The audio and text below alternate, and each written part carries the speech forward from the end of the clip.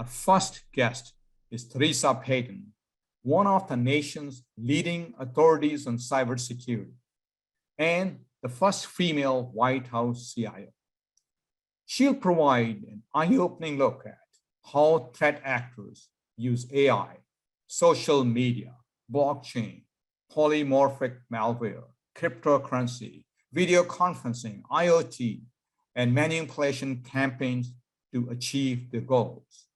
Please join me in a virtual welcome for Teresa.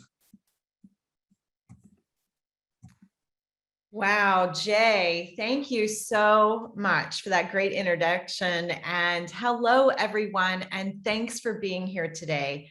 Thank you to Zscaler for having me on the agenda. And I just want to point out, Zscaler has an incredible lineup of topics for you around building resilience against ransomware and zero trust best practices for threat protection.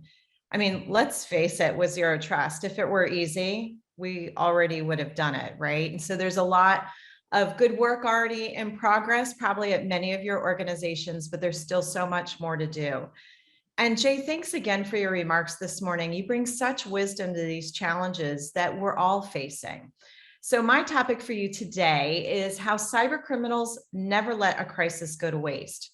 My goal today is to energize you with the advice I provide today on how to help change your ongoing exposure, not just to ransomware syndicates, but even the other types of cyber criminal syndicates that are out there.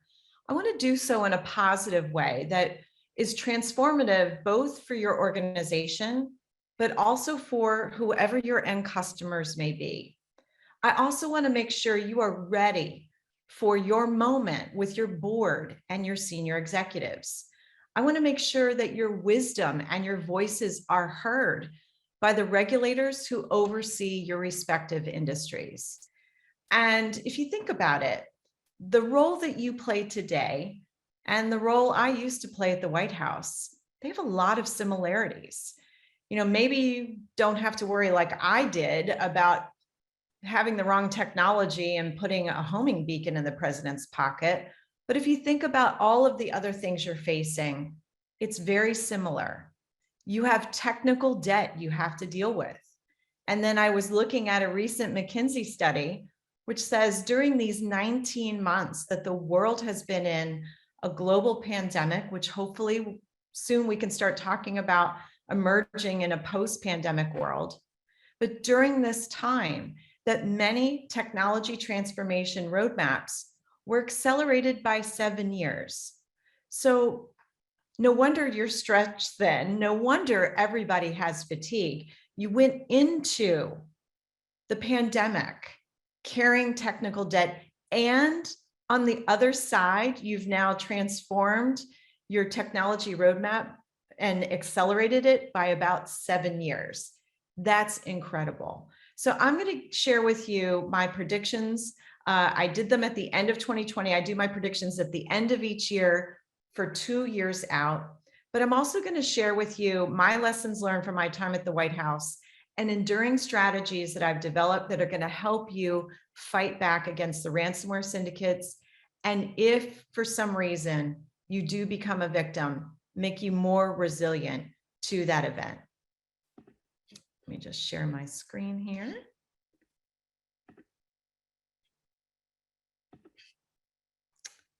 Okay.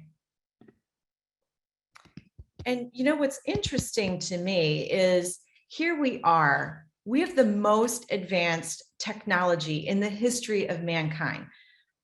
We have private sector companies sending private sector individuals, not astronauts, up into space.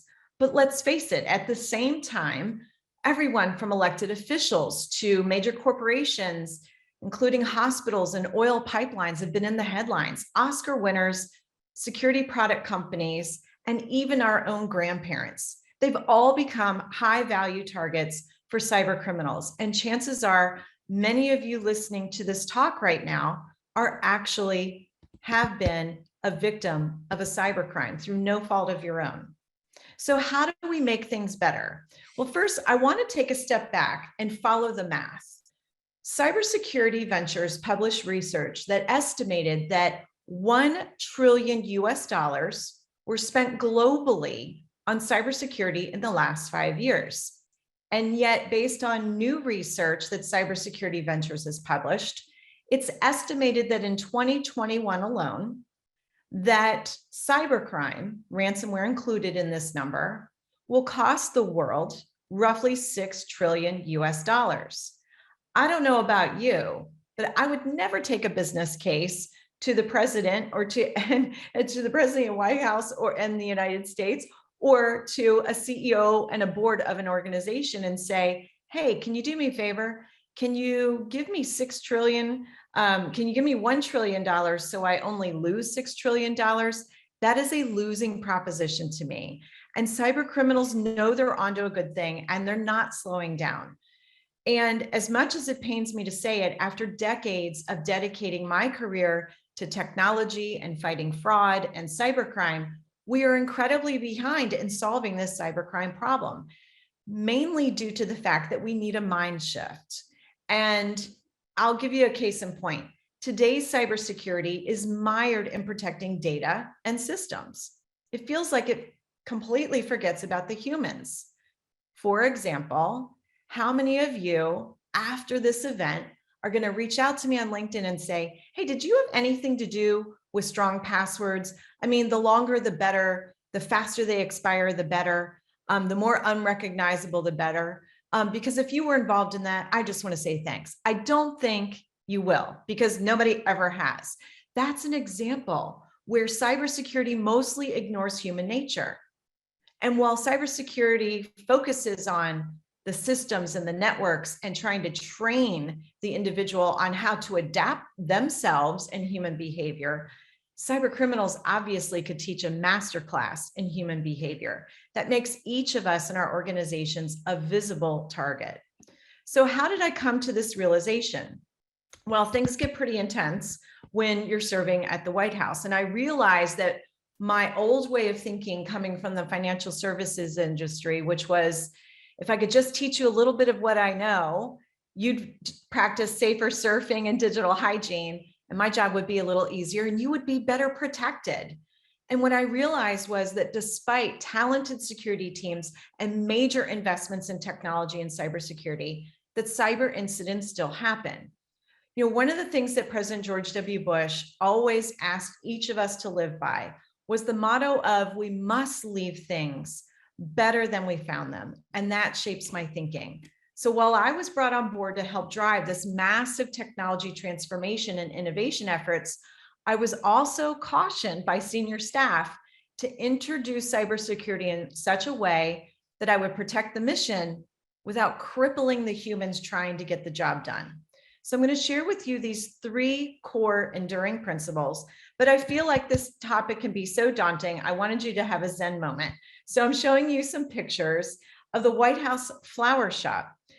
This is on the day that they're preparing for the Queen of England to visit the White House. So here are these 3 core enduring principles that no matter what cyber criminals are doing, and no matter how much technical debt you're carrying, no matter what new technologies you're implementing and innovating with, these will endure. The first one is you have to understand and educate yourself about what drives human nature. Make sure you really understand those user stories. How do your executives integrate with technology to get their job done? How do your customers interact with you using technology? And make sure that's incorporated into your cybersecurity roadmap. Number 2, you have to know the criminals. This isn't just reading about them and reading the headlines. You actually have to set up your own process. You can do it internally. You can ask a third party, somebody like Zscaler, to help you with these strategies.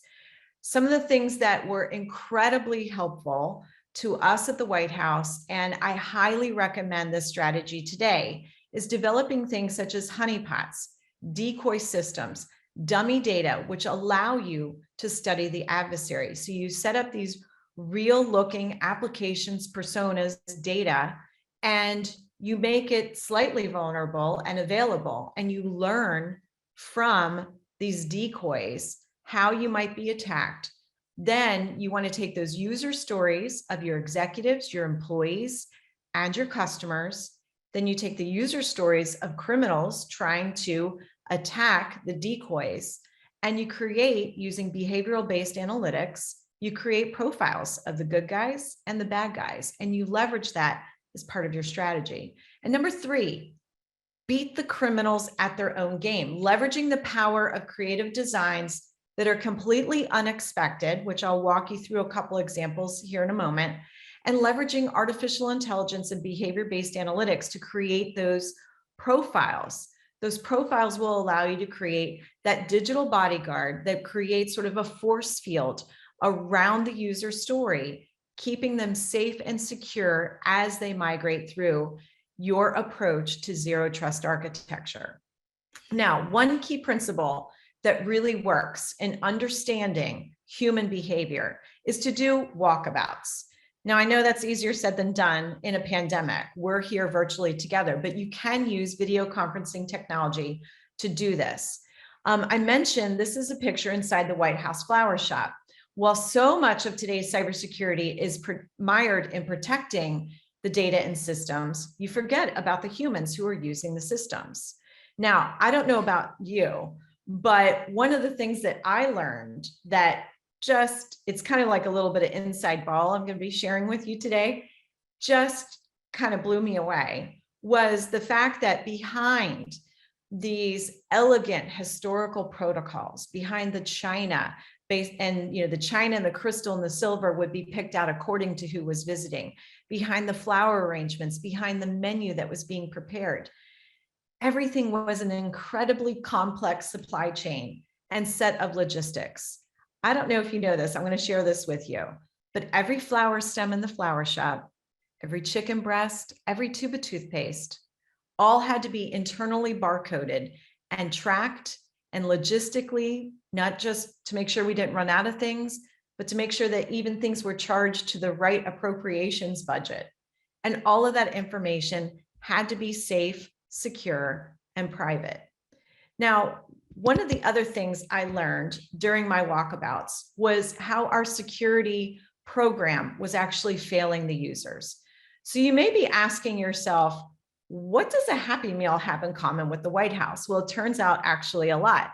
Now, there is a McDonald's close by 1600 Pennsylvania Avenue, but here's actually what happened. A staff member didn't report their smartphone missing right away. And so when we started to ask a few people why, they said they had read the policy written by my office, and it only talked about penalties, and not how our office could be helpful in locating the smartphone. Add to that, I'm going to share something with you. This is hard to admit, but our briefings were boring and too long. Okay, so I admitted it. And so we got the opportunity to pilot a shorter and more welcoming briefing. Now, here's another principle. You're going to need to experiment. So some of the recommendations I'm giving you today, you're going to want to experiment in a pilot group, because failure is okay as long as you learn quickly from it, you learn fast, and you learn small. You don't want to fail colossal and big and take a long time to do it. So there are 13 components that make up the executive office of the president. I got permission to pilot a short and more welcoming briefing to one of the components. We then reinvented that briefing to 5 minutes, and it came with something that the team called a smartphone Happy Meal. In this case, the fast food meal was actually the smartphone. It was then placed in a 1-gallon Ziploc baggie. Stuffed around that smartphone was White House M&Ms, jelly beans, all kinds of fun White House gifts, and a wallet-sized card with a 24/7 number they could call.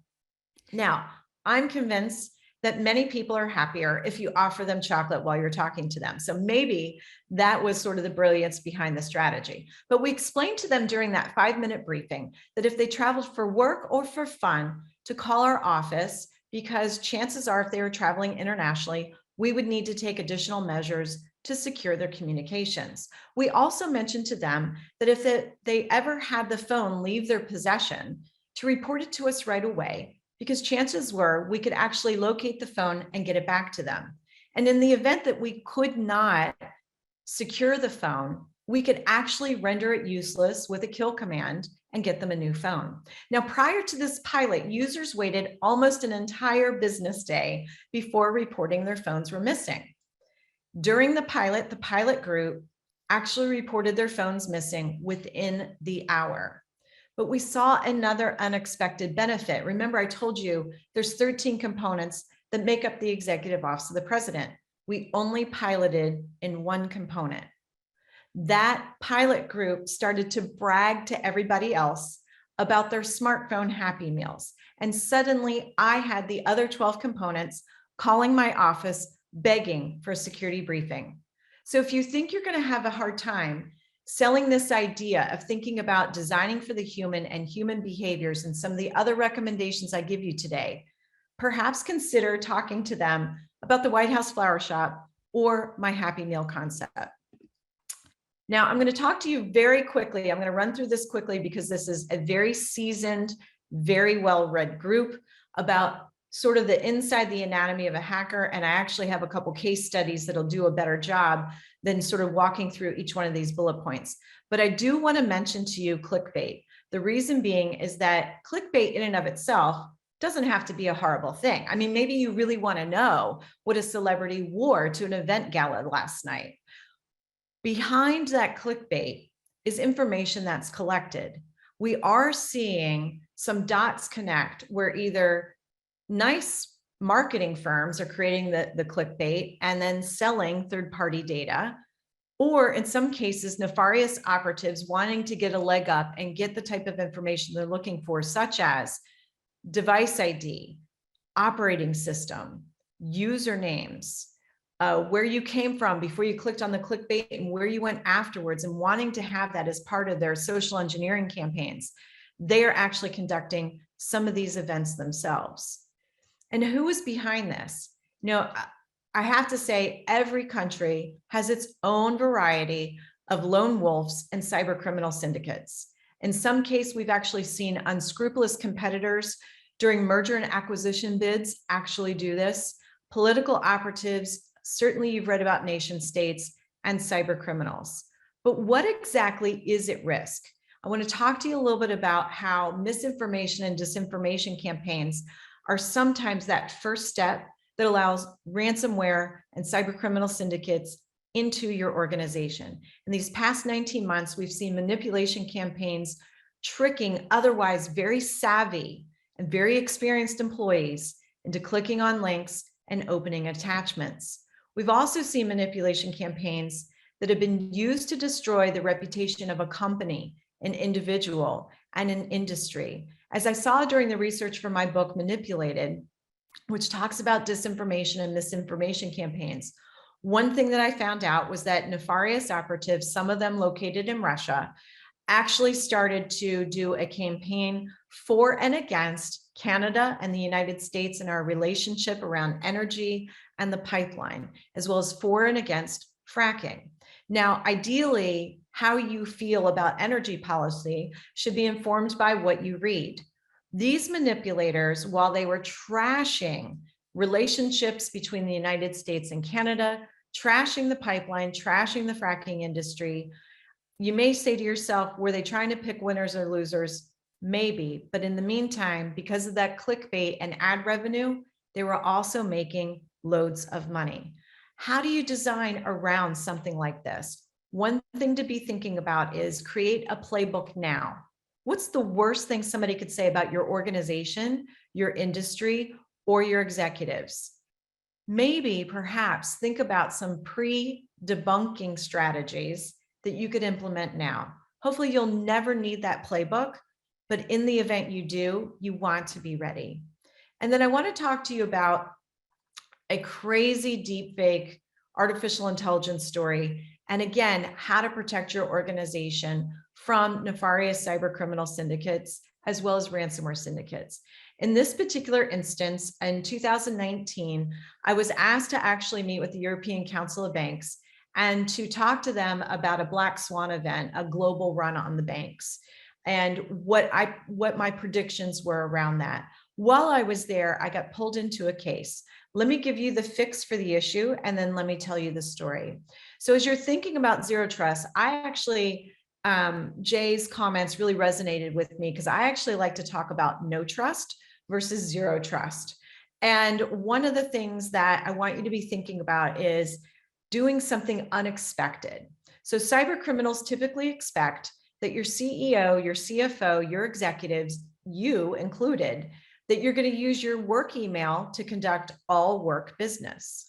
Be thinking about, can you set up a domain name that is separate and distinct from your public facing domain name? Have that stood up and use it only for money transfers, or use it only for due diligence, or only for intellectual property. Have a small group that has access to wire transfers. Have a protocol, a template, no deviation is allowed. Be thinking about, even if there is a multi-factor authentication layer, is there something else that you can do out of band that from a design perspective is not something that cyber criminals will even see coming, right? So how do you operate in stealth mode? Setting up a domain name that's not your public facing domain name is a $995 solution in US dollars. And it's something that we see that has really worked to thwart cyber criminals. Also, be thinking about having sort of like that text code that you can use. If you can't trust but verify on a video conference, this can be another way to outthink and outsmart the criminals. Now, here's the story. So in this story, CFO gets a wire transfer from the CEO. It looks legitimate. It follows all the proper protocols. CFO then waits for the voice authorization from the CEO. CFO receives it. CFO wires the money.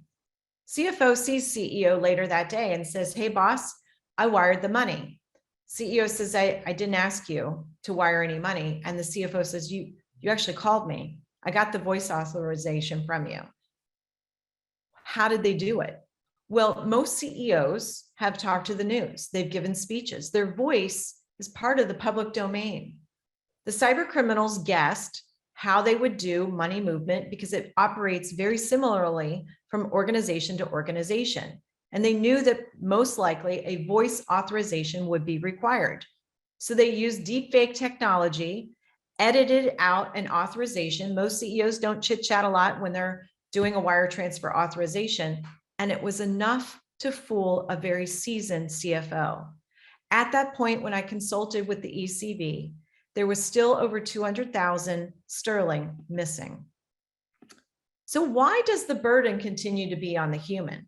And you may ask yourself this question. It's very interesting. You know, we'd all like to think these are very sophisticated cyber criminals that are coming after the humans, but really, Stanford University just published a study that said 88% of past breaches, and this includes ransomware, were a result of human error. Well, what are those top 3 errors that are happening? And how can you prevent that from happening to you? Well, for starters, accidents do happen. System administrators, these are the top 3 mistakes I have seen made in the last 19 months. System administrators accidentally misconfiguring your remote access platforms. Jay mentioned an example earlier, servers and cloud platforms. Secondly, humans are all duped by digital trickery. This is not just a problem for unsophisticated digital users. As a matter of fact, the Stanford study mentioned that the younger generation of workers is actually more likely to click on a link and open an attachment when they shouldn't at work than the older generation currently working. And 3, I know we're all trying to move to a different way of authentication that doesn't include passwords, but for many of you carrying technical debt, passwords matter. Most of us still use weak or encrypted or recycled passwords that have been unencrypted and are in these password data dumps. We have to be thinking about the reality that we're all leaving digital gold dust every day. So what I want to do next is I'm actually going to skip ahead into some predictions. What I have here, again, this is a very sophisticated group. What I have here is an executive asked us if we were cyber criminals, what would we do to try and guess our way into the network? And so this is, it took less than 15 minutes to figure out all the accounts associated with the executive, who they were tied to, and find their accounts actually in password data dumps. So one of the things that I recommend before I get into the predictions is I recommend that you think about who in your organization has the keys to the kingdom. That's your C-suite, that's all of you, the CXOs, your board, but it's also people like your system administrators, people who do user authorization and user access controls. One strategy you can deploy is have somebody on your team who is searching for your domain names, your credentials in these password data dumps once a month. If it's too overwhelming to do it for everybody, that's okay. Identify that short list of the keys to the kingdom, including your remote access platform, and be combing through that on a regular basis and ensuring that passwords are strong, that they're reset when they're found, and that multi-factor authentication is still turned on. So now here's for my predictions to get ready for what's coming at you in 2022. So the first thing I want to talk to you about is the fact that I believe by 2022 that XR will be the primary way to conduct global gatherings. This will allow us through extended reality, which is a combination of, but not limited to, augmented reality, virtual reality, and really sort of this immersive, extensive experience. It will allow us to really feel a lot closer together. Think of Pokemon Go meets HoloLens meets Flight of the Avatar at Walt Disney World, right? And so it'll be this immersive experience. And if you haven't had a chance to actually interact with XR, it's incredible. This mixed reality, virtual reality, augmented reality. And it'll be the next best thing to being in person at an event. I mean, I don't know about you, but I miss a great European greeting or an American handshake. I miss being able to, just reach out and pet somebody's dog when I encounter them when I'm out for a run. This technology is impressive. I've experienced it, and it's going to allow us to do things much more safely. But it's collecting our internet of behaviors. So if you take the user ID and passwords I mentioned, passport data, social security numbers, credit cards, you take our digital gold dust of our behaviors of interacting on the internet, and you match all that with the internet of behaviors that's collected as part of extended reality, sort of that interaction that's personalized to you that knows, I just held my breath, or I just got really energized about something. My heart's racing, or my pulse got slower. All of that information will be hacked and will allow somebody to do a digital walk-in on you and your executive team, and it will be nearly impossible to eradicate them. So how do you design for something like that now? Well, for starters, if you are an organization collecting the internet of behaviors, be thinking about that strategy I told you earlier of no trust. Be creating those separate domain names, separate and distinct from your day-to-day operations. Be thinking about how can you actually tokenize access. So if you need a system to access the internet of behaviors, how do you authorize them, allow them to get what they want, and then cut off the authorization, and do that over and over again at speed and at scale? Those designs can be done. And that tokenization, the best way to sort of give you that example is many of you are probably very familiar with corporate purchase cards. There's one master account number, and then oftentimes you can give a one-time use number. And once you've used it for a purchase, that one-time use number is done and the master account stays intact. You can do the same thing with data and how you do your user authorizations and access controls, system to system, app to system, and human user stories to system. Also consider having a playbook for this. I met a firm that they store backups offline and out of band. And if a company reaches out to them and says, I got to get access to those, their playbook for that is to make sure they're not dealing with the criminals and they're actually dealing with the real authentic executive team. Is they say, fine, get on the emergency link that you've been previously given, and we're going to look at everybody before we authorize that access. Secondly, I want to mention to you the mini Black Swan banking event. Why do I bring this up in a non-banking context? Because cash is king. You have to pay bills and you have to be paid for the work you've done. In this scenario, cyber operatives in 2022 will breach a bank. They will steal some money. It won't be a big deal, but they will overhype it on social media using fake accounts, artificial intelligence. They will create deep fake documents alluding to a cover-up. Then these AI chatbots will engage with real humans to drum up that fear of a cover-up. Because many organizations, financial institutions included, have moved to contactless everything during this pandemic, where AI chatbots, mobile applications, internet applications, even customer service desks are much more automated, and getting to a human is harder to do. This will then create a fear and distrust and a run on the banks, overwhelming the system and creating a mini black swan event. So how do you prepare for something like that today? Well, I'm from the financial services industry, and if you share this black swan event with people, they may find it a little hard to fathom. But you could say to them, what would happen if there was a major sustained outage for a prolonged period of time, and you as an institution could not move money in or out for me? What's the backup plan? Consider also having a second financial institution. And then my last prediction that I want to give to you is the fact I mentioned earlier that we've already seen misinformation and disinformation campaigns targeted at individuals, at organizations, and industries. And it is my belief, because I learned it's not just about picking winners or losers or making you look bad, it's also about making lots of money. And so as these disinformation and misinformation peddlers get more advanced in their tactics and techniques, one of the things they will be doing to ensure they make more money is leveraging artificial intelligence.